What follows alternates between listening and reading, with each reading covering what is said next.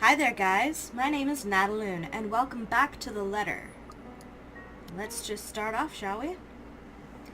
Now, we turned into Hannah. No idea what happened to Isabella, so we're kind of left up in the air there, which makes me a bit uncomfortable, but, being able to see things from Hannah's perspective allows, a lot more sympathy or empathy for her. I mean, she's a bit of a flirt, but some people are just that way naturally. Entering the dining hall causes me so much confusion. It's dark. Oh yeah, I was doing an English accent, wasn't I? It was probably absolutely awful. For a moment, I thought the electric work is not up to par. That clearly is not the case, as every room is bright with artificial light. Finding the light switch is a monumental task, considering the size and unfamiliarity with the room. To make matters worse, the darkness grants the room a different atmosphere, eerie and frightening. It takes longer than I thought to find the switch, something that will have to be rectified later on. My skin starts to prickle. There's a distinct feeling of being watched. It unsettles me, and only spurs me on in my search. And when I do open the lights, there's a hiss. I'll turn the lights down, woman! A hungover bastard. There at the end of the hall is my beloved husband with his face in one hand and a glass in the other. Seems like a common occurrence here. Perhaps I can let it go if it's only one glass of wine. However, I can feel myself go livid after seeing the toxic green liquid gleam mockingly at me. Luke, what? Are you drinking absinthe? You know what the doctor said. Absinthe, Luke. Are you actively trying to kill yourself? Because if you are, we can just hit you with a bloody car. Honeybee, Buttercup, not too loud, please. Very drunk. Besides, it's Lelouch, not too strong. Just hair of the dog that bit me. Uh-huh, that sounds like a likely story. Helps with the hangover, dearest. Oh, you know what'll make me so I never get a hangover? Never stopping drinking. Because I'm afraid that if I stop drinking, the accumulative hangover will literally kill me. Thanks, Archer. You drank? When? This morning, love. Don't be mad. I just needed a few drinks, having to deal with those simpletons. And maybe I had one too much. You don't see me whinging about you leaving me to handle them on my own.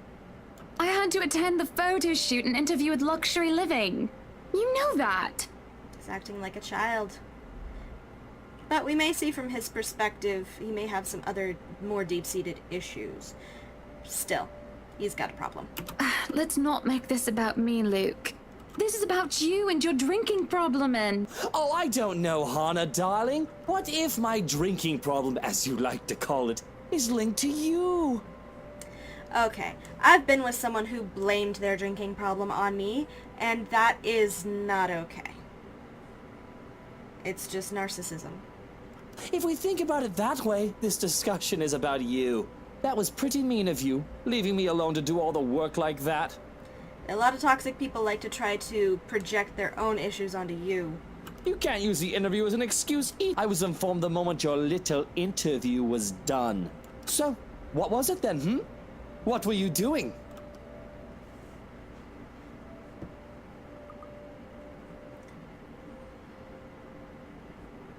I was talking with Zachary, the photographer for Luxury Living. I have no reason to tell lies. It's not like I'm guilty of anything. But as Luke's expression turns, he makes me feel like I actually am to blame for something. He has a way of making me laid bare with just a look. And that had really struck me when we first met years ago. That giant Negro? Wow.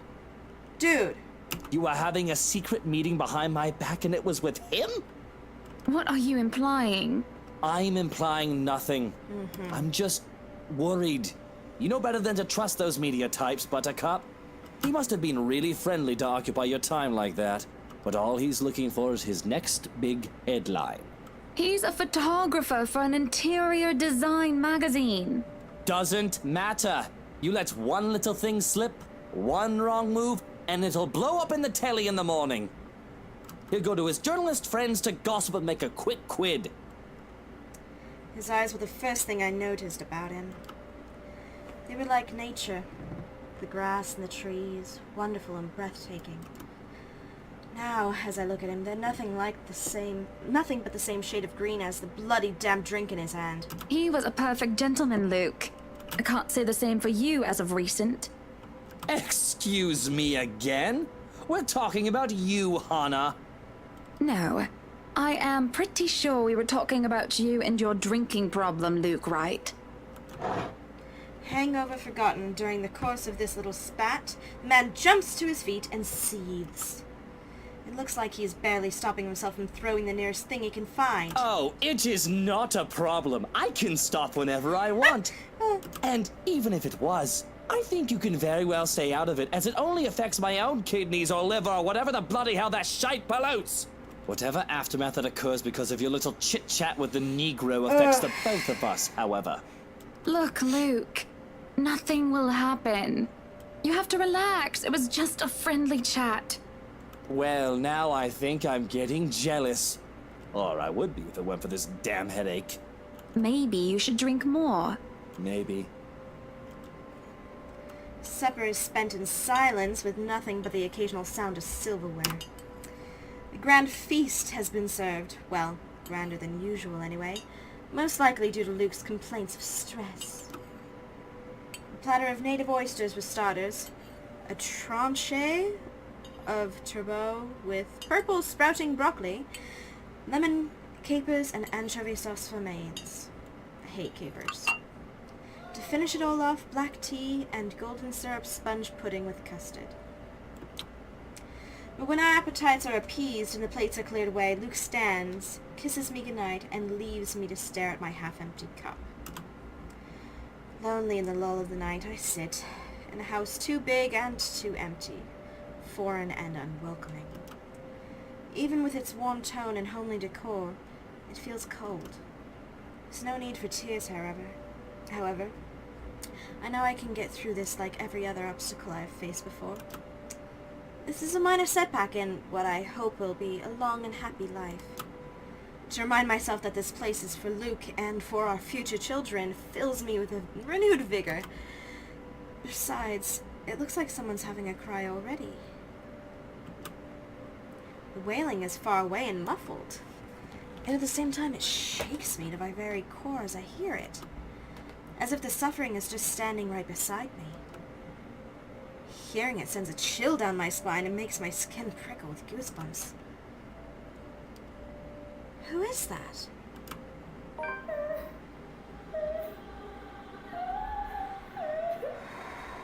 Curiosity sinks in as I follow the sorrowful sound into the kitchen. And into the wine cellar hatch. No! Don't do it! Hello? Is anybody down there? I am curious and concerned, but there's no way I'm going down into a dark and humid underground. I'm not as enthusiastic as Luke, who considers himself quite the connoisseur. However, I cannot bring myself to go to bed with this racket going on. If it is one of the household help, they'll surely need some talking. After all, this wouldn't be the first time I've gone and found one of the maids sobbing their eyes out over one thing or another. As professional as our staff are, they're still human. More often than not, it was either Johannes or I who'd calm them down, who'd help them figure out how to go on about things. Unfortunately, I'm not in high spirits right now, so I'm not as wholly benevolent.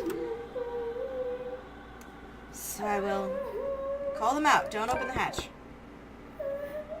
I knock 3 times. Waiting for a sort of reply yields me no results. I've already touched the floor hatch far too many times than what I'd like. I take a deep breath before reaching out again to whoever's inside. I've learned from experience that people respond better to kindness than threats. Shouting angrily will not help coaxing them You, out. in the cellar, do come out. We don't want Luke waking up and finding you in there, do we? That man would go ballistic thinking someone was trying to steal his precious wine. That's not a comfort. Still nothing. You can have a good cry. Just not in there, yes?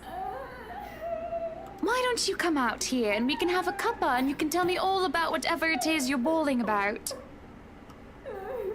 With how long I'm standing here, however, I am starting to think myself as a fool. I do not want to acknowledge the other feeling I have, especially as the wailing took an eerie turn. The thought of being played with didn't sit too well with me, and I had to stop myself from getting too hot-headed as I tried one more time. Now you come out of there! That is an order from the lady of the house, do you hear me? Why, Iota?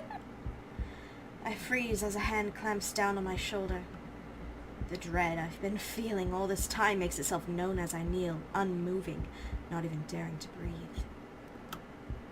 I can feel my heart pounding against my chest, but the touch is gone as quickly as it seized me. It's only your hands I see when I look back. Apologies, madam, for touching you like that. You were not responding to my voice, and you looked about ready to wake the whole mansion up. I'm sorry. I was getting rather loud, wasn't I? But that crying woman in there, we must do something about her. He grows silent for a moment and just looks concerned. At least, I'd like to interpret it as concern, given how stoic our head butler usually is.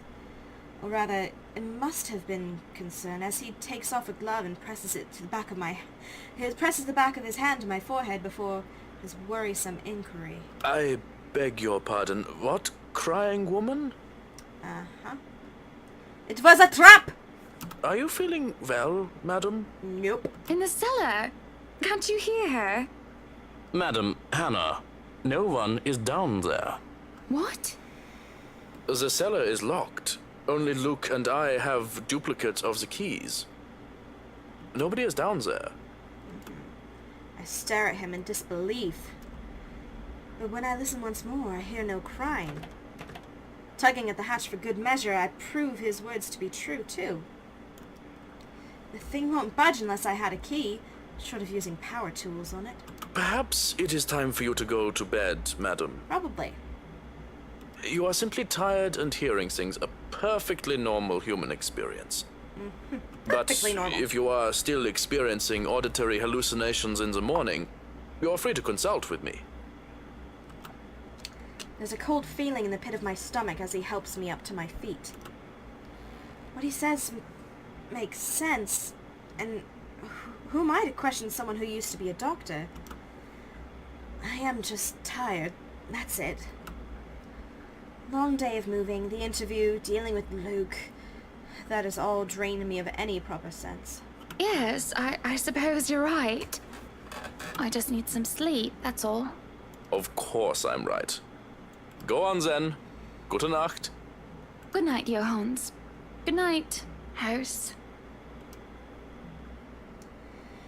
It's just fatigue. That's what I keep telling myself, although I can't ignore the strange feeling in my gut. Either there's something wrong with this house, or there's something wrong with my head. Sleep will be elusive tonight. Luke is already gone by the time I rise. There isn't a single hide nor hair of him to be found, and trying to call him on his mobile is just a bust, as it only goes straight to his voicemail. That's twice in a row he's gone on me. And for him to disappear today, of all days, is every bit upsetting because of what's to come. The morning is once again filled with a whirlwind of activity. Fortunately, I'm much more refreshed as I took a break from my responsibilities. I haven't the fanciest clue where Luke was yesterday. today's going to be a busy day, although, unlike Wednesday, the master of the house isn't here right now, absent once again from his duties. Hopefully he'll be back in time for the party. It's our house, after all. A grand housewarming party for the wonderful Wright mansion. Every person of importance from Luxburn is invited, and there'll be a few guests flying in as well. Of course, there'll be some people from the media, along with friends and acquaintances who are made no less important, regardless of their status in society. Marianne and I discussed business and last-minute touches to the house before finalizing everything. Not that there's much to change from our original plans. Bar any huge additions to the property itself, the mansion is nearly 100% complete. You have certainly exceeded expectations, Marianne. Everything looks so marvelous, and in such a short time, too. Well, I can't take all of the credit. People have certainly been enthusiastic about the idea of working on the Wright mansion. There won't be any more problems unless Mr. Wright has any more objections about the second bedroom. Luke and I had a small tiff about making the second bedroom into a child's playroom, which I insisted is completely practical. In the end, he had to acquiesce. These typos. I didn't give him any choice in the matter. I even bought this wonderful wooden crib from the antique store yesterday, including some toys. Just in case anyone brings their baby, of course. Besides, we have little need for actual guest rooms. We hardly have guests who spend the night. If we absolutely have to, we often choose to foot the bill for their visit on one of our hotels instead, always at Luke's own insistence. And on the off chance that we actually let someone stay, the bedroom in the opposite wing is still up to the task. Oh, no. We proceed with that room as planned. I already agreed to him having his greenhouse and his vineyard and his stables. He may as well let me have this one thing. No, I did not agree to him having a helipad. All right, then. Well, do we have any other concerns? Anything we need to put on our agenda before the party commences? No, I don't think so. Not unless Luke has anything else to say. Is he around, then? It'd be best if we can note down his request right away, considering the scope of his usual ones. Around? No. Where is he? Who knows where? I don't. No, he's not around. She didn't have to point out the obvious now, did she? After 7 long years, I'd already gotten used to him. I should be by now. Still not, apparently. But don't you have a party? I want nothing more than to complain, to whinge about how unfair it is. However, airing out one's dirty laundry is simply taboo among high society. So venting is just frowned upon. To do so will make you a ripe target for the next dinner party chit-chat. Vultures, the lot of them, really. Or most of them, at least. There are always good ones, like Rochelle Lee. But put your trust in the wrong person, you'll find yourself eagerly picked apart. Yes. But Luke's just being a sweetie, you see. That friend he's visiting. He's having marital problems, and he's just trying to cheer him up. Perhaps I'm being a bit too rash, a bit too hot-headed in divulging details. But I thought myself clever with the plan to dress it up as gossip. Marianne's raised brow makes me unsure whether she's interested or not. Although that does make things better if she has no interest and therefore has no hidden intent to utilize whatever I might say to her. They've been married for a long time, and they've hit how do they say it? A rough patch. His wife has a drinking problem and can be very neglectful. The poor thing really does his best to be a good husband.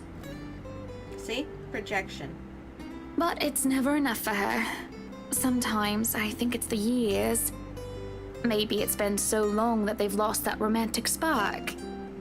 What do you think? You were asking for my personal opinion on the matter, ma'am? Well, it's not like she knows the people. Do you want me to be honest, or... Yeah, be honest. Be honest with me, Marianne. I don't need someone to sugarcoat it. I'm not some fragile thing that I'm just going to break down at the slightest thing. She hesitates, taking a sip of her coffee while I stare into my own cup of tea. The silence stretches on, and I almost believe that she will never answer my question. I suppose that I shouldn't blame her, putting her in a tight spot like this. Her hesitation is understandable, though I loathe to admit it. She simply wants this whole thing to stay professional. But then she speaks. If I'm going to be completely honest, I need to ask. This is about you and Mr. Wright, isn't it? Obviously. It's my turn to hesitate now. I really didn't expect such a straightforward question. You asked her to be real. And to get to the heart of the matter, I suppose I'm not as clever as I'd like to think. Or is it really that bad that an outsider can see our little marital troubles? Little? Surely we aren't that obvious, aren't we? We've put up the act for a perfect couple for years, although it hadn't always been an act. Marianne is just more keen than the average person, of course. It is a necessity to her career, and she's been working so closely with us. Yes, that's it. Suppose it is. What would you tell me? Then, I tell you it's none of my business. I tell you that I don't want to meddle. Good answer. But if the troubled husband with the neglectful wife asked me for my honest opinion, I'd say that he shouldn't base his happiness and his self-worth on someone else. Good advice. Someone who won't even give him the time of the day. Maybe he should try being independent for a while. See what it's like when he isn't trying to please someone else and doing things for himself. Everyone's supposed to be their own man or woman, right? A bit of breathing room never hurt anyone. That's just my 2 pence worth, of course. So you're saying they should divorce? Nothing as drastic as that. If they're afraid that it might lead to just that, then maybe that is what's meant to happen in the first place. We shouldn't let our fear control our lives. But it's just a short hiatus is all. Or, couples therapy? Look, I'm really not the best person to ask about relationships. So grain of salt and all that. She trails off, having said her piece, and leaves nothing but the smell of coffee and Earl Grey between us.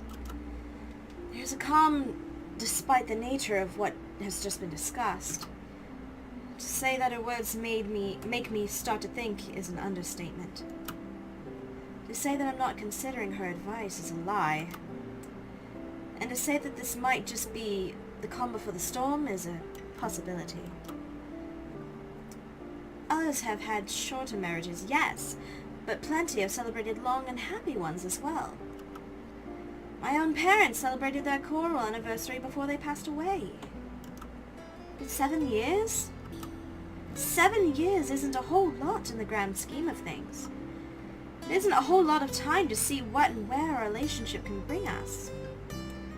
And at the same time, 7 years. Well, it hasn't been entirely made up of unhappy years, has it? It won't last forever, and it's not supposed to, anyway. I just dread the thought that it might last for a very long time. I dread the thought that these small spats, these little disagreements, will turn into an all-out resentment. The idea that we will grow to hate each other with every fiber of our being scares me. I can't even pinpoint the exact moment when our blissful union turns sour. We can get through this, right? I know that I still do love him, and I feel that there's still a part of him that loves me in return. We just need to get our heads together and talk it out. Surely he'll see some sense.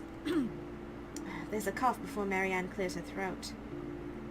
I must have been quiet for so long, and I move to apologize when she stands up. We both end up on our feet, unsure of how to proceed.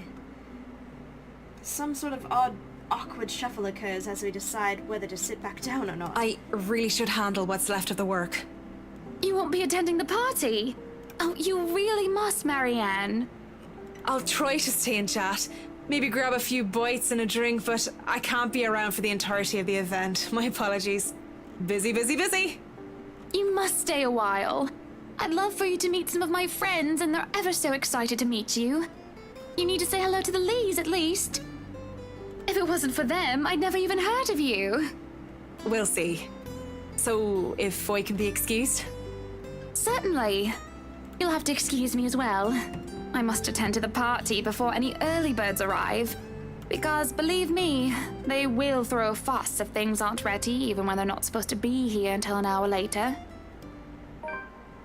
The scene outside the parlor is a great organized mess. Aside from our own household help, we hired the service of the temp agency, which provides staff for the right enterprise in the hospitality sector.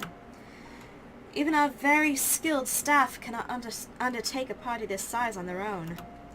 Waiters, busboys, hostesses, and their staff captains move out in droves, carrying crockery and serveware good for several dozen people and then some. Chefs and bartenders tail after Johannes, looking like scared little children as he escorts them through the kitchen and into the wine cellar. To peruse the stocks to select what what can be served at the party and what can be used for cooking. Schnell! We have a lot to do, and I believe we did not hire snails. Schnell! Snails are for the dishes. A string of quartets readies up to play for the evening, tuning their instruments as they fill the air with idle chatter. Floor decor, where thousands fill vases, wreaths and baskets, while petals are scattered along the driveway up front. Ooh, pretty! An ice sculpture of a reindeer is brought in carefully by a pair. It is followed by a simple cake, just a 5-tier, white chiffon, one with white chocolate mousse, fresh berries, and a light dusting of edible gold leaf. Yeah, simple. But despite the fact that I told Marianne how I will attend to all of this, I find myself unable to focus or care for any of it. I still have our discussion running in my mind, and looking at all of this, I only see Luke everywhere.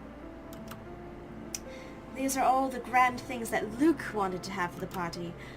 I had wanted a small, elegant, and simple gathering, with only select few invited, namely the people who I would actually trust to enter my home. I do not want any bloody politicians or paparazzi in here, no matter how used I am to catering them. At least be here for your party. Damn it, Luke. The entire thing screamed Luke right. And I can't help but add another question to my growing list of queries. When did I lose myself? It's always about him nowadays, isn't it? What about Hannah Wright? What about Hannah Evans? I used to be my own woman, who made her own name, her own career, her own decisions. Surely I was already the social butterfly that I still am today, but it wasn't all empty, shallow gossip and sitting pretty. I was also lauded for my knowledge and talent. Finance manager wasn't just handed to me just because my father owned the company. I'd insisted that I start at the bottom so I could work my way to the top and prove myself. That's work ethic. And I did. I worked numbers, managed budgets, money, and accounts, analyzing the competition and marking trends. There was the calculation of financial risk, cost reduction opportunities, auditor liaison and public relations, supervision of staff, and, well, I generally had a huge slew of responsibilities. Admittedly, I was already quite the attention seeker even back then, having dedicated most of my youth to craving for my parents' approval. Failing that, I turned to others, looked for praise from anyone who would give it, however fleeting it was. And Luke... oh, Luke... the way he looked at me, the way he watched me and took a genuine interest. He had me disgustingly obsessed since day one, hasn't he? He saw me for me, Hannah Evans, with both my faults and my achievements. The man didn't treat me like some damsel in distress or some prize to be won. I remember the nights before we were married. Where we talked about everything and anything. From big things like business, society and philosophy, to little things such as what we had for breakfast or whether we liked cats or dogs more. We both prefer dogs. Nowadays, I'm just Luke Wright's wife. It's mostly my fault, isn't it? They told me that husbands preferred wives who are docile and subordinate. A woman who'll always be there for him, yet would never outshine him in all aspects except beauty. A wife needs to be at home and attend his needs, to have children and take care of them in his absence. They said I have no business working anymore after I was married. I can blame society. But I listened. Before I can fall further into this introspective pit of self-loathing, someone calls for my attention. The guests have arrived, madam. And Luke? Running a bit late, I'm afraid. Late for his own party. That man, I swear. He's probably looking to make a dramatic entrance, knowing him. Open the doors, then. We mustn't hurry. Cars line up in the driveway, peppering at the front of the mansion with vehicles of every kind. Grand Tourers, supercars, even the odd high-end muscle car or two, convertibles, grand saloons, and other luxury cars can be seen being parked by valets. Posh people. A handful of cabs drive off, possibly for those who thought it's too troublesome to bring their own cars. There are at least 2 different media vans as well. They're all here for what may be considered the biggest event of the year for Luxpen. So far. Who knows what we'll plan for the winter holidays? Welcome, welcome everyone. Please, make yourselves at home. Some of the guests idle, enjoying the warm, if not strange, sunshine we are expecting before gloomy skies inevitably return. They greet acquaintances and friends with warm smiles, others less so. From where I stand, I can see the hierarchy of power. The ties that bind these individuals here, whether through convenience or necessity. However, there are also a few who are not here to further cement their current place in high society.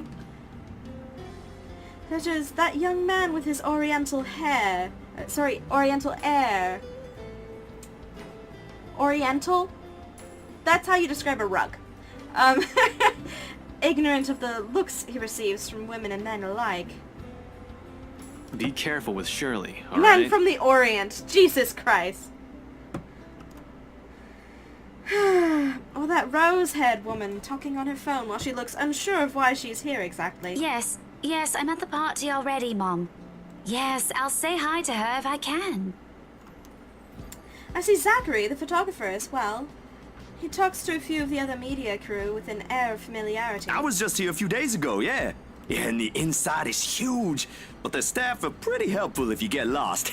I'd invited Father Norman, too. It's the least I can do after he blessed the mansion on my request, aside from my small donation to the church, of course. But the poor man had taken ill and went through a nervous breakdown of some sort the other day. And then there are the people like the Chief Inspector. People I can never be too sure about. People who stand on the border between being suspicious and being trustworthy. Thank you for the invite, Anna. Husband still missing, I see? Wipe that smirk off your face. I should be saying the same of your darling Rochelle, Lee. The doctors again. She told me she'll just be in the gardens. Bet she's lying and that she's somewhere around mingling, gossiping with the other ladies. It's no offense, but that seems to be all you ladies do at these parties. And aren't you gossiping right now? Yes, well, what about Luke? Should we file a missing persons report now, or do you want to wait 24 hours? He's around. You know, I can tell if someone's bluffing. Don't tell me, let me guess. He's finally drunken himself to death and not wanting a scandal, you've hidden his body. I was wanting to give this housewarming gift to him personally, too. It's a plate that holds a wine glass so he can stop killing himself with liquid lunches. Looks like it's too late for that. Nothing like that. Besides, this is a hardly polite conversation. Oh, relax. I'm just trying to be cheeky to lighten the mood. It's not like I want Luke dead. The man doesn't serve dodgy plonk like the others when I visit, and he pays his respects well enough. I could use a glass of wine or 3, actually. Rochelle's been in a horrid mood. Threw her stilettos at me the other day and almost took an eye out. Not sure if this is how it usually goes, but I blame the pregnancy. I wouldn't know, would I? Still no plans for a baby? Well, I guess that's for the best. If it's this bad now, I can't even imagine how bad it'll be when that little baby bump becomes huge. Have I mentioned how I don't trust him, no matter how hard I try to do so? At least he brought a gift, I suppose. Why don't you just go inside and have some wine, Lee? Think I will, thanks. Greetings such as these carry on as the guests continue to trickle in. Whether we have short conversations or merely shake hands and nod heads, I make sure to attend and welcome each of them. As the first hour passes us by, the rest of the stragglers and I adjourn to the ballroom. Any latecomers will have the attention of the porter instead. I have other duties to attend to now. Jeez, that's fancy. Hosting parties is always the same old song and dance, no matter how big or small it is. You make sure your guests are well fed, have good company, and have them generally enjoy themselves. So when my opening remarks are done, when the band has started to play and the guests have started eating, I find myself wandering aimlessly unless I'm pulled aside. For a while, I stay with a small group and entertain them before excusing myself. And when they're not anymore watching me, I end up watching them. When they don't listen, I do. A local banker is having trouble with his daughter. He wishes to marry her off, but she wants nothing more but to make music. One of our hotel managers worry about the stolen belongings of one of his patrons, a failing in security which should be brought up to higher authorities soon. Our mayor, well, his cat died. Then there's this rose-colored woman once again. It's hard not to notice her with her distinctive locks. She also lacks the grace that the other ladies have, though that does not make her any less beautiful. Her stance and the air she exudes instead are strong, and they make her stand out despite her casual attire. Many men have already given her their attention, though each invitation to dance has been turned down. I approach intrigued, although it's no great mystery what occupies her attention, with the glances she keeps sending towards the boy with the oriental hair. She remains unaware, though, even as I stand beside her, pretending that I am there for a drink. You would catch his eye a lot better if you wore nicer clothes, don't you think? So backhanded. Didn't realize the housewarming was going to be this fancy. I would have gone with a nice dress if I knew. Oh, you're fine, dearie. It's only really the parvenus, those who climb, that come to these parties all dolled up. Quite the black-haired beauty, isn't he? The boy comes over, but I do nothing to speak any softer. He merely passes by, and it is a wonder he doesn't hear what I say. Who, Ash? You know, you really shouldn't have turned down those offers. If I wasn't married, I'd happily go dancing with those young men. But you said a name. Ash. That's the exquisite lad you've been looking at all this time. I don't know him, and I'm the one hosting this party. That must mean you know each other. Is he your boyfriend, then? Because that would explain those rejections. In all my life, I've never seen a face grow so red so fast. The shade of her hair didn't help as well. It's the most pink I've seen on a person, really. What? No, that's ridiculous. He isn't my boyfriend. Such a violent reaction. A simple no would have sufficed. Many here would be happy to hear it. And I haven't been looking at him. That's right. You've been staring. Quite heatedly, in fact. Although I'm not sure if you look like you want to kiss him or kill him. That's a fine line. It's more the latter, currently. Just don't go murdering him on my property. I don't want to walk into a room and suddenly find a body there. I waver as I feel the burning of someone's stares. It's chilling, and though I'm used to enduring the gaze of others, this one makes the hairs on the back of my neck stand up. Ah! Ah! My attention is pulled from the girl as I see a woman staring. Dark-haired and dirty, she looks more like a beggar than a guest, and I have half the mind to call security at her when her mouth breaks out in a grin. All I hear is her laughing, taunting. The stare makes my blood run cold. She looks at me like I'm nothing but a pig to slaughter her for her amusement. Makes my hand shake as I nearly drop my drink. But then a blink, and she's gone, and the buzz of the party returns. I'll keep that in mind, but are you all right? Yes, sorry. I just thought I saw something strange. It must be the trick of the light. Anyway, on a right, as you must already know. Rebecca Gales. Gales. The name is familiar, like a fond memory. Reunion. I recall a kind lady, a private tutor who treated me like her own daughter when I was young. She'd even bring me food when there was no need to do so. Usually stovies, which I honestly hadn't been too keen about, though I ate them nonetheless because she brought them for me. Oh, the professor! And your little Becky! My parents couldn't make it since they're in Scotland right now. And Mom says hi, by the way. But yeah, that's me. Little Becky. We met once before. Yes, oh, I remember you! You were the cutest little thing with glasses! And when we met, you were having boy troubles with this lad called something with an A. What was it again? Aaron, Alan, Adele, Albert, Alexander, Andrew? The more I list off names, the more red and more quiet Becky goes. She starts to look a bit miserable as her body language shows discomfort and stiffness. Perhaps I've triggered a horrid childhood memory. Surely I hadn't been mean when she visited with her mother. I don't quite remember all of it. Ashton!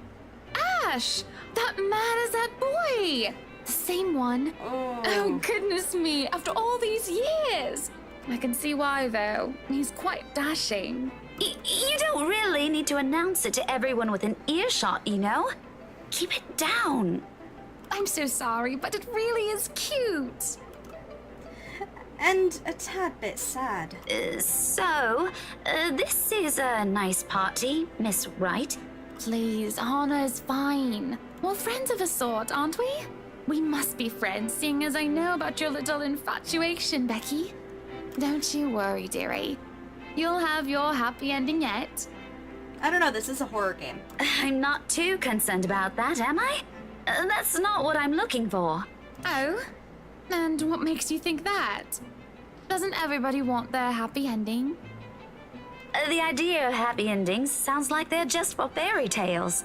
And they are, sorta. I don't think you can just sit around, trapped in some tower and hope for the best. If you love them, you have to fight for it, right? You're not just going to sit there and hope that everything will just fix itself on its own. Like everything, you have to work at it. But what do I know? There's a grimace, although she starts to relax around my presence. How long has it been since we met as children? Certainly a long time. She was tiny back then, if I recall correctly. I'm sure the daughter of the two greatest professors I've ever known is smart enough to know what she's talking about. But have you told him how you feel? And it's been what? 20 years? 17, actually. But no, not yet. He can be a bit dense. Even the smartest people when it comes to emotions can be so dumb. I was hoping that maybe he'd notice on his own and... Well, that won't do. What if you two become husband and wife? He's not to be dense when he's sworn himself to another person. Why, you might just as well consider leaving before the day's even begun. If that happens, I'll have to give him a good ear bashing, won't I? Whoever anyone ends up with, it's not going to be a perfect relationship anyway. There's going to be things you'll love and things you'll hate about the other person. We're just humans. It's funny. Here I am, trying to give you advice when you did the very same thing back then. I remember you giving me a makeover when we were still kids, and you were the first I told anyone about my crush. I do remember now that she mentions it. Did I give her that yellow summer dress or the pink blouse and petticoat? She must have kept some of what I said in mind. It feels ridiculous remembering all that years later, talking about boys and how they go crazy for pretty girls, as if it's some gospel every woman should adhere to. It was so easy to say such things then, with me not knowing any better. Though, looking at her now, she must have kept some of what I said in mind. Perhaps I did say something good at the time, enough for her to take it to heart. But all that didn't matter in the moment as I mull over what she's just said in my head. What Becky told me is so very different from what Marianne told me. There's no time to ponder over that, however, as a hush descends upon the once lively crowd. The music of strings and the chatter slows to a grinding halt as the doors from the foyer opens. The last of the latecomers should have arrived moments ago, and anyone else this late would simply be too embarrassed to show their face. So this can only be one person, or rather, one man. There's only one man who is audacious enough to arrive at his own party so late. Good evening, ladies and gents. Enjoying the party? Already with a drink in his hand, I see. I hope I'm not too late in welcoming you all to the right mansion. Unlike I, who was raised in the spotlight and simply grew used to its presence, he sought it out every chance he could, even when there was no spotlight that shone. And I'll never put it against him when he smiles like that. He did so quite brilliantly under the scrutiny when he channels his showmanship. You can tell by the way people's eyes light up as he speaks. Now they listen enraptured, even if all he's doing is a simple greeting. A little wave of his hands here, a little smile there, and a bit of a swagger. I always tell him that if he is not to be a businessman, he'll do well as an entertainer. I love the sight of him, especially when he looks at me, and he beckons me over to humbly share his place. Not a single second is wasted as I excuse myself from Becky's side, and I make my way to Luke's. Welcome, one and all, to our humble abode. Tonight, if you have yet to find yourself in your roles, you are our ladies and lords of the court of your king and queen, if you would excuse my presumptuousness. So, enjoy the feast that has been laid out for your senses as we only allowed the best to be served. Enjoy the rest of your night, everyone! There's a round of applause, cheers, and even some hoots. Guests approach us left and right to shake Luke's hand and greet him personally, praises on their lips. It's because of this that I do not see her. I do not see her until she's dangerously close, with fury in her eyes, and she's already spitting venom. Paparazzi! Johannes restrains her, taking care not to unnecessarily harm the pregnant woman. Oh my goodness. That does little to deter her rage, and the man has no choice but to let her go, lest an unborn child is hurt. Although it might be too late for that, as I see an empty glass of wine in her hand. How much is she imbibed in? Are you feeling ill, Rochelle? Perhaps you need to sit down and... No! Shut it, you munter! I ain't talking to you! I'm talking to this scumbag over here! You bloody bastard, standing there with your smarmy smile! She interrupts me, jabbing her finger in my direction before she rounds on Luke. Even as whispers and murmurs break out among the guests, all I can focus on is the heat of the moment.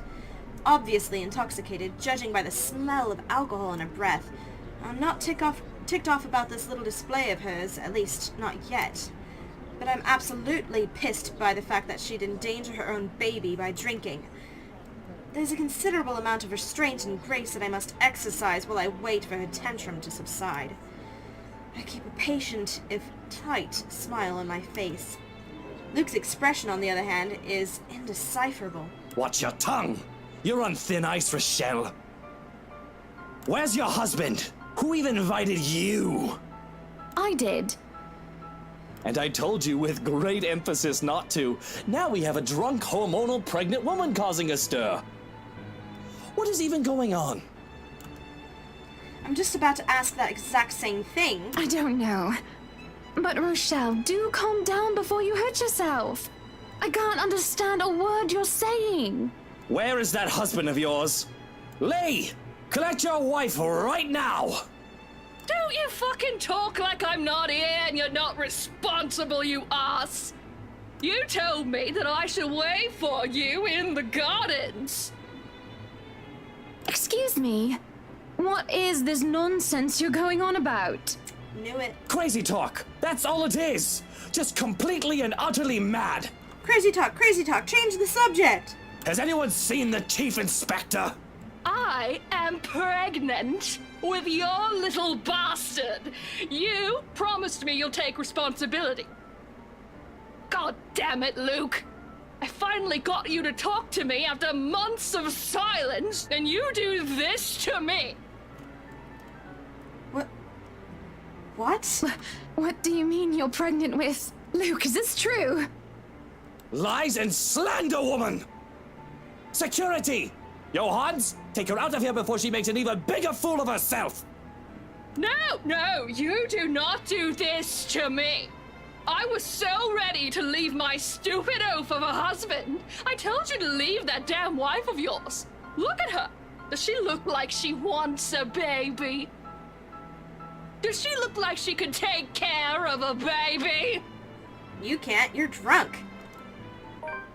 Jesus. It's now that Johans returns with security along with a concerned-looking Officer Lee. They surround her and move to escort the hysterical woman. Judging by his pale face, he has heard the whole thing, and I feel nothing but pity for the man. I'm so sorry for her behavior. She's been under a lot of stress. And the alcohol. Talking nonsense, that's all it is. You're not allowed to drink because of the baby, Shelley. What are you thinking? Nothing to see here, people. Move along. Is there really nothing here but ramblings of a drunk? Yes, that's right. There's no way that what Rochelle says is the truth.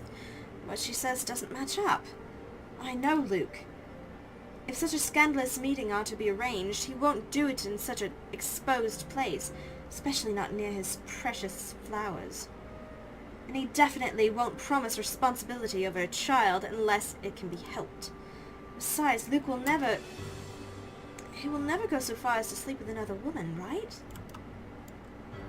Okay, fine. Who am I kidding? If I'm to be completely honest with myself, he might cheat. But with a bit of temptation and a bit of alcohol, he just might. And doesn't that just make my blood boil? To even think of the slightest possibility of infidelity? Lee isn't too far off when he told me how Luke still had acted like some young hotshot bachelor. Starts to make me think. Yeah, I'd leave his ass. Maybe Marianne had a point. If I'm frustrated, if I'm unhappy already, maybe a break is needed. Some time apart might just be what the doctor needed. The doctor ordered time apart to clear our heads and think for ourselves, or for myself to be exact, because looking at this mess before me just brings nothing but distress. I feel a bit of nausea, actually, now that I think about it. Luke's too busy making a scene to notice, and a concerned Becky pulls me to the side. She looks as disturbed as I am by this sudden turn of events. Probably not a big fan of drama. Definitely not used to it at any rate. Not surprising, as her parents were lovely yet simple people. Hey, I figured you could use the save. You looked like you weren't doing too hot back there. Do we need to call a doctor or something? Oh no, I'll just be needing some fresh air, that's all. Some help getting out of here would be much appreciated. Sure, that won't be a problem. I wanted to get away from this drama too anyway. Just... Hey, Zachary! Hey, Zach! At the mention of his name, I can't help but seek him out in the crowd as he makes his way over. Well, he's very tall. They know each other? Becca, this is a real oh, hey, Miss Wright. If I'm assigned a random number to dictate the odds of having two of my acquaintances know each other, I'll say the odds are 1 out of 1,000. And if this is any other situation, I would have been suspicious. It isn't completely impossible to have two random strangers who have met on separate occasions to know each other. In fact, in what will be complete random happenstance. It's just that it's been faked before, to try and dupe me because of who I am married to. But right now, coincidence or not, I'm just grateful for the help. As long as this doesn't turn out into a kidnapping anyway. Hello, Zachary. I told you to call me Hannah. Did I not? Yeah, you did. So, this is what you called me for. We gonna get Hannah out of here? I can see that they're friends. Not terribly close ones, but friends nonetheless. That'd be great. They make quick work of getting us through the crowd. The people part because of Zachary's broad build, even if they want to approach me. If that isn't enough, Becky's pointed glares keep them at bay. She's a tough one. We even make it out of the ballroom without any untoward incident. Though judging by the commotion in the other room, the same cannot be said about the unexpected eviction. I really do need fresh air. I need to be away from those nosy Parkers. I need to be away from Luke. This is a good start as any. Hey, I gotta go back in there. Completely forgot my bag like an airhead, and I'll see if I can tag Ash on the way out. You'll be fine here, right, Hannah? Not to worry, dearie. I'll just be right here. Zach will be with you if you need anything. Becky balks at the idea of going back into the ballroom. Anyone who hasn't yet would have realized I'm gone by now. And those busybodies will be gossiping about how I left the building with two unknowns. Although, with what just transpired, stories both inaccurate and made up will spread by the night's end. It all matters very little in the grand scheme of things, of course. I won't even bother to try and quell them by returning to the fray. That leaves me with... Zachary? Yeah, you need something? I was only going to say how nice it is to see you again. Oh, okay. I can see the tension in the lines of his shoulders. Odd how awkward he is when this isn't our first meeting. It's because you flirted like a crazy person last time. We had met on professional terms, certainly, but I'd like to think I was friendly. A little too friendly, honey. Nonetheless, I did not push the issue about the apparent discomfort when we were left alone. Not right away, at any rate. I know my curiosity will get the better of me soon. Before I can say anything, however, he speaks up. You okay there, Hannah? I mean, of course you're not okay after what happened in there. I mean, that was terrible. But you're not gonna just fall down and faint or anything, right? I'm Maybe. fine. Thank you for your concern. I Beat. should be asking you the same thing. I remember you being a lot more eloquent. Oh, yeah. I'm just not too good with staying too long in a crowded room. I hear Or that. handling intense drama, you know. Sorry about my clothes. Didn't think there'd be a dress code. Not that I have anything that nice to wear to a shindig like this.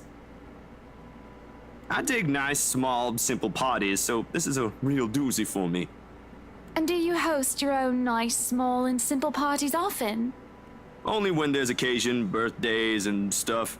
Those are a lot more fun for me, and I can be a lot more selective about letting only the people I'm cool with attend, right? I get to pick the food, too. Of course, I make most of them myself. There's usually a dozen people or less, and all we really do is just hang out. Maybe do some grilling, karaoke, dancing, you know, the usual. That sounds nice. Yeah. You sure you're all right? You aren't exactly being eloquent yourself, as you put it. You must have something you want to get off your chest. I don't know, Zachary. What am I supposed to say? Well, she just found out that her husband impregnated another woman. You can scream married if you want. I won't snitch. You want to know what I think? How I feel? I think my friend may have slept with my husband. At least, I'm pretty sure she isn't pregnant with his baby, which isn't much now, is it?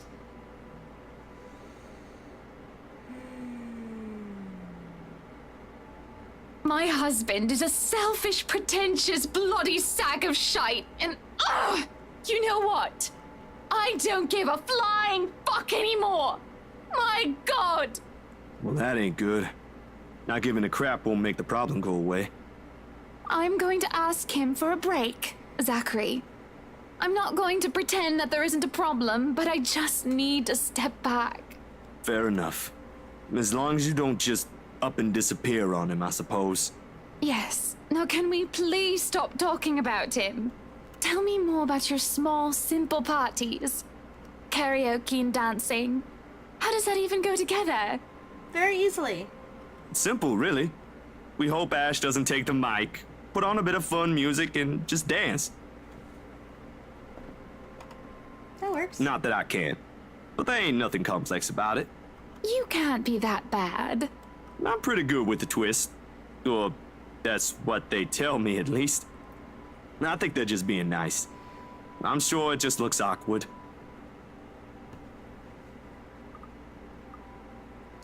At least you can cook, allegedly. You still bring no proof. This party ain't exactly a potluck, is it? True, true. Perhaps you can invite me to one of your simple parties. I will bring the cake. Yeah, why not? But with a cake that big like at your housewarming party, we'll be eating frosting for weeks. Maybe make it a little simpler and it's a deal.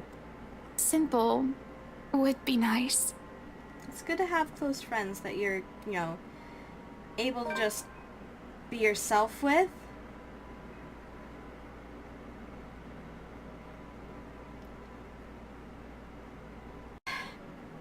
How does one tell their husband that they want to separate and say that, no, this is not a divorce? Not yet, at least. The possibility is there. But still, how am I even to explain that to Luke without him throwing a fit? Cutting too deeply into my sausages, I open my mouth to excuse myself. That is, until I spy Luke mashing and stirring his poached eggs with a fork like a petulant child. He's been silent all the while, chin in his hand and elbow resting on the table. I worry that my absence after the debacle may have caused more harm than good. You needed to get away. Luke? I think we need a bit of a break. It's the right move, I think. You know, some time apart. At my words, he grows still and silent. I'm not quite sure whether I should be worried or not. I take it as my cue to keep talking. It's not permanent or anything like that. Just for a while. In a few days, perhaps. I was thinking I can move back into our penthouse in the meantime, but I won't be moving out right away, so that I can help settle everything here. And I haven't even thought of packing yet. And I'll want to ask Johans to assign some of our staff, unless you want the penthouse anyway. Then I'll stay here instead. No, you take the penthouse. It'll be easier for you. He's accepting this. It isn't supposed to be this easy, is it? Can he really act so aloof to it? Isn't this to your liking? I imagine that you'd like the space and independence. You'll have the bed and covers to yourself, and you can have whatever you want prepared for meals. You can even have all the wine you want, though I'd rather that you don't. This isn't about that, Hana. Well, it's partly that, but... The man stops playing with his food, choosing instead to push the plate aside. What's wrong, Luke? A lot of things. He slumps back in his chair and stops short of putting his feet up on the table. I suspect he's wanting some wine or absinthe by now, but any sort of alcohol is suspiciously absent in his hands. Aside from that disaster yesterday and you telling me you want a divorce, everything is peachy keen. She said separation. Will you want me to start on the letters then? To start the divorce settlements and whatnot? Will you be seeking ways to throw me out onto the street without a penny to my name? No, Luke, this isn't a divorce. I just told you this is only temporary. Are you really having a sulk because of what she said yesterday? I am having a sulk because you believe her. Yeah. You stormed out and now you're asking for us to split up? Soon enough, you'll want to throw me out like I'm a piece of trash. Do you think I would be this calm if I believed her, Lucille Mitchell right? Because believe me, if I did, well, it wouldn't be pretty. Besides, I know how you feel about children. It makes a whole statement laughable. Sure, whatever you say. His mouth draws into a thin line, and I can't bring myself to comment on his half-hearted reply. To me, the silence that follows feels oppressive. It only emphasizes the wall that has been built up by my obeisance and his hubris. I can't talk today. It looms between us, keeping us apart. When are you leaving? In a week? It won't take that long to pack. After All Saints, perhaps? I'll go and inform the staff of this. He only nods. That's a full-body nod. And I'll be lying if I said that didn't disappoint me. I expect more resistance. A man could be stubborn as a mule if he wants to be. Perhaps I can leave now just to spite him. But that isn't like me. Even if this does end in a divorce, a thing we both surely wish to avoid, we can still leave on amicable terms. There's no point in making a mountain out of a molehill. What are you still doing here? Dick. Just leave. You still have some packing to do, don't you? Go ahead. I won't stop you. Go ahead. And do nothing. There isn't much to do, it seems, whenever I step up to the plate and try to take responsibility for something. Perhaps because everything is already being handled by someone hired specifically for that job. With Johannes overseeing the staff and Luke handling everything else as a whole, that doesn't leave much for me. I can't even take the job of delegation because it all it takes is a word to one of the senior staff and everything will be taken care of for me. Moving in here a few days ago may have very well been the chore that took the most effort from me. And that didn't take any real effort at all. Yes, Hannah, go buy a mansion in the middle of nowhere. Good idea. Great plan. There are no dishes to set aside and busy myself with. Any mess left behind is now nearly non-existent. To sit on a corner while eating cake is supposed to be my next plan. Alas, there isn't even one to finish off, and I don't really know what brought me to the kitchens in the first place. It's not like I'm craving anything else, nor do I have any unfinished business left here. But there's a calling to this room. Speaking of calling, why not do just that? Might as well, since I have nothing else to do. At least that will require some effort on my part. Now, how cut off the rest of Luxburn the mansion is, and with how long it was abandoned before we moved in, having a landline is out of the question. The solution's supposed to be mobiles, though it isn't much considering how spotty the signal is in the area. It'll take a bit of maneuvering to get even a single bar as it is. Takes a bit, as I said it would. I have to park my rear on one of the cold drawers, but that suits me just fine. Another matter that needs my effort is who to call. She who must not be named is certainly off the list. That doesn't leave much of a category of close friends who attended the party, along with the category of who else is awake at this early hour. But soon enough I manage, and the call goes through. Hello, Rebecca Gales here. Who's this? Good morning, Becky. Hannah? Oh, wait, how did you get my number? You responded to your RSVP through the phone. It's all saved in here, of course. I thought I'd like to say hi and make plans and get together sometime. Also, I'd love to hear news about your mother and father and about you, my dear. Oh, I hope I didn't wake you up. Oh, you're good. It's sports day at school today, so I was just prepping for that. Figures that you'd be a teacher as well.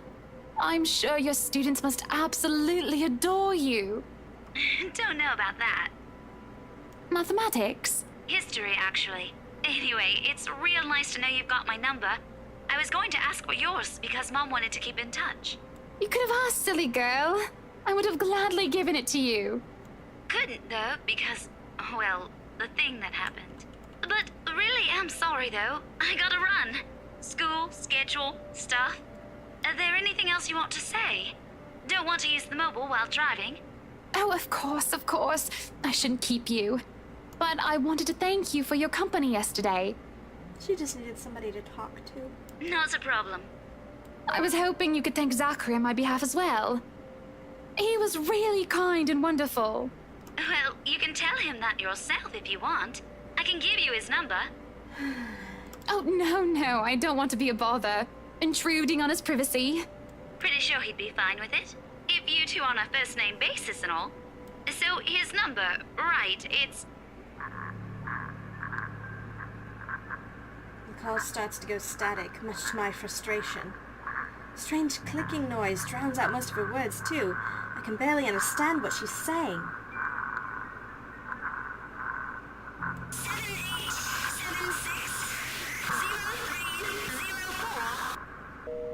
And the line completely dies. I can feel a headache coming along. It's just building up, starting from a light throbbing on one side of my head. The static is gone, and that helps a lot. But there's still that incessant, horrible clicking. It sounds like choking. It doesn't sound like clicking at all. Again and again and again. Which doesn't make sense. The mobile's turned off, isn't it? And if it isn't coming from the phone, then there. Looking about, I can't help but let my eyes be drawn to the hatch leading into the wine cellar once more. That's when the clicking stops, and I can hear the crying. That familiar crying from before. What happened the other day, when I was told that nobody should have been down there? I tried to forget it because of how it unsettled me so. One can hardly do that when I'm looking at the very thing I'm trying to forget. Somebody's crying down there again, but if I leave it alone, it simply won't stop bothering me for the rest of the day. They might have forgotten to lock it, with the party going on. This again? If somebody is pulling my leg, I will not be happy. No, no, no! True enough, all it takes is a bit of a pull to open the hatch. As I look down the cellar, a sense of uneasiness washes over me. It isn't just the sudden onset of vertigo and nausea, but also the darkness. It's suffocating. That's unnatural darkness. And as I look down, it feels as if it's looking back at me. I worry that something will suddenly pull me into the deep. Yeah, that would be my worry too. That's currently my worry. The cries down beneath, the shrieks that start echoing in my head, high and shrill, like nails being dragged across a chalkboard. They're all screaming and shouting at me. I can just feel her rage. Help me. She wants to drown me, drag me down and crush me in the very depths of darkness until there's nothing left of me. The deep abyss waits for me. For my death. They're all calling for it. This is a nightmare. There's a rope around my neck and I can feel the rest of me being torn apart. And they're still screaming. I'm screaming. And it's not my voice that escapes my lips. It claws through, climbing up and forcing its way up my throat like a putrid bile. I choke and gag, yet I scream and shriek all at the same time. And I'm me, but not me. Oh, and R L. Fuck. Holy smelly balls. It pushes me down to my knees before I'm prone and vulnerable in my stomach. It makes me tumble, and I can just feel my whole body seizing, writhing on the floor. Everything and nothing hurts. It feels like I'm on the verge of death. And if I'm not dying, I nearly wish I actually am. Hana? Hana, what is going on in here? Why are you? Brains.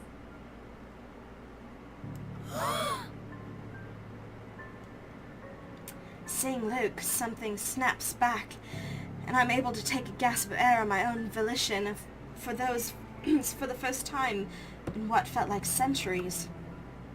I would have rejoiced and cried for his name if the pain still did not rack my body. Instead, all I can do is stare listlessly as he comes to my side and lifts me up, cradling me in his arms. He tries to get me to my feet, perhaps to take me out of here. But all he's able to do is get me to sit, make sure I'm not trashing on the floor.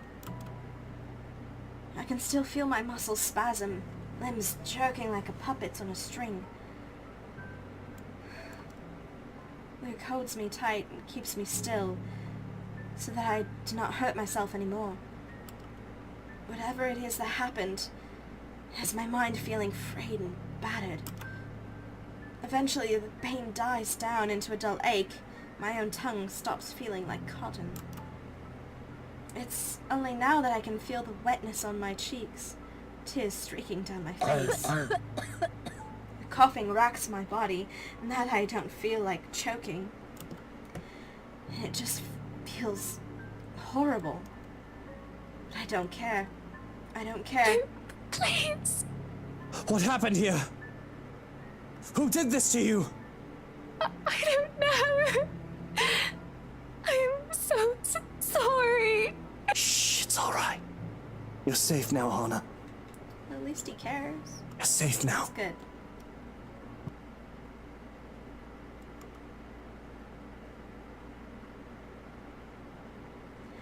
These puzzles are different every time. These little action moments, and it freaks me out.